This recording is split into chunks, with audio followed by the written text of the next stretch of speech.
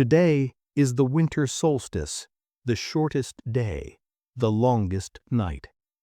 For our ancestors, this wasn't just a date on a calendar. It was a moment of existential terror. They watched the sun get lower and lower in the sky every day. The world got colder, the crops died, the darkness grew. They didn't have NASA, they didn't have electricity. They had a primal fear. What if the sun doesn't come back? So they lit fires, they sacrificed animals, they prayed to Sol Invictus, to Saturn, to Mithras. They begged the universe to turn the wheel, to bring back the light, to restart the cycle of life. We think we are sophisticated. We think we have conquered nature with our iPhones and our heated seats. But we haven't. We are still subject to the same cycles. The seasons of nature, spring, summer, autumn, winter, have an exact parallel in the seasons of the economy. A century ago, one economist looked at 200 years of data and saw something ugly. Economies move in long seasons, 50 to 60 years at a time. Spring, innovation and inflation. Summer, stagflation and crisis. Autumn, asset bubbles and denial. Winter, depression and cleansing. On December 21, 2025, look out your window. Economic winter is not coming. Economic winter is here. Think about the characteristics of winter. Resources are scarce. Only the strong survive. The weak, the sick, and the unprepared die off. The dead wood of the forest is burned away to make room for new growth. It is brutal, but it is necessary. If you don't have winter, you don't get spring. If you don't have the forest fire, the underbrush chokes out the trees. For the last 40 years, since the early 1980s, we have been living in an artificial, endless autumn. We printed money to stop the winter. In 2000, the dot-com bubble burst. That should have been a mini winter.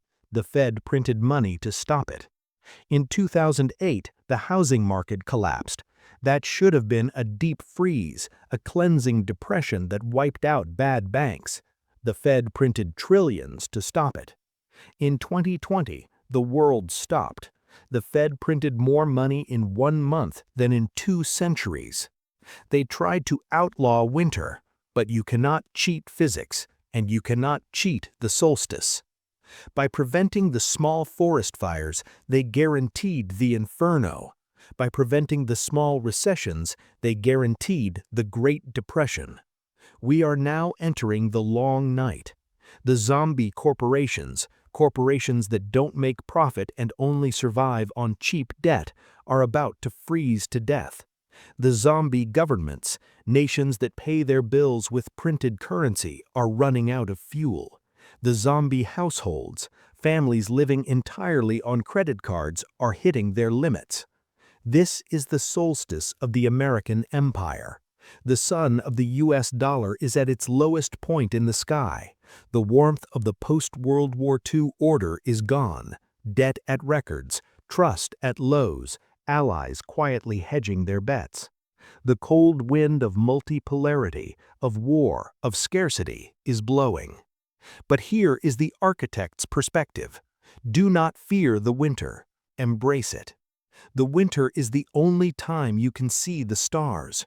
When the noise of the bubble economy stops, when the hype dies, when the easy money vanishes, reality returns. Prices crash. Assets that were overpriced become cheap. The fraudsters, the FTX guys, the Enron guys are exposed and washed away. The winter cleanses the soil.